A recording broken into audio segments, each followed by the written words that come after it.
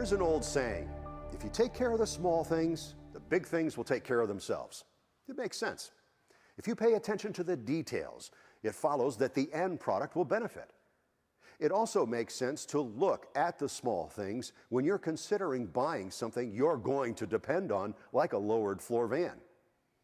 Since it's unlikely and admittedly unreasonable to expect you to go to this length to inspect the vehicles you might be considering, I've done some of the legwork for you. The decision, of course, will be all yours. As you might imagine, in order to lower the floor on any vehicle, every manufacturer has to cut through the vehicle frame. The question is, how does each manufacturer reestablish that connection? And how do they tie the front and back sections of the original chassis to the new lowered floor in the middle? The goal, of course, is to recreate that unibody construction. On this vehicle, it's easy to see where they made the cut. This is called the front cap. You can see that the new floor is integrated, but the connection is not that substantial. Take a look at another manufacturer. And again, here is the end of their floor. Here's the end of the front cap, and there's the OEM frame rail. No connection between the two. There's nothing bridging that span between the new lowered floor to the original frame rail to reestablish that strength. Now, to be fair, let's ask the question, do either of those configurations pose a potential problem? Well, the fact that the OEM built a single one-piece chassis might tell you something.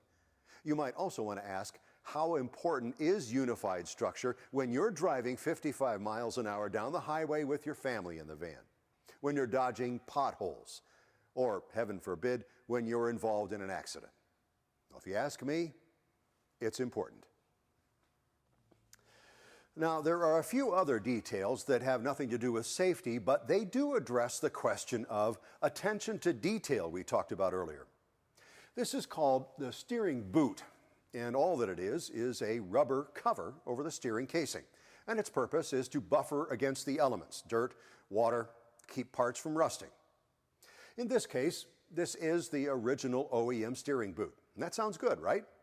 Well, what happens when a vehicle is raised, in this case 2.5 to 3 inches, the original boot is 2.5 to 3 inches short.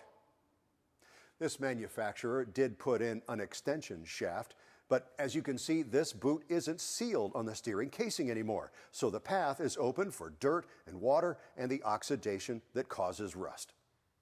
Unfortunately, the path is also open for cold winter air, noise, and even bugs and mice to travel up into the cab. Well, now that might be a minor point, or is it?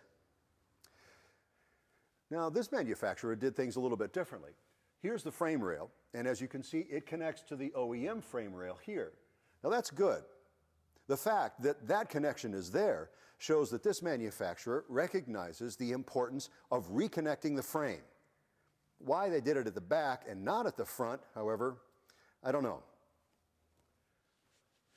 Now, BraunAbility connects its lowered floor to the original chassis both at the front and the back. In fact, as you can see, there's a substantial connection between the front cap and the OEM frame rail. It's the same at the back. Again, the goal is to reestablish the strength and integrity of that unibody construction. Let's take a look at that rubber steering boot we talked about. BraunAbility not only installed a brand new boot, but they extended it to compensate for the increased height, and they sealed it to recreate the barrier against dirt, water, bugs, and crawling things that the original boot was designed to provide. Again, it might not be the most significant feature on this vehicle, but it says something about attention to detail. I think you'll agree that the reconstruction of your vehicle's undercarriage is important. Unfortunately, most people assume everyone does it the same way. Now, you know that's not true. Most manufacturers don't expect you to be digging around underneath the vehicles you're considering. These two certainly didn't. The choice is yours.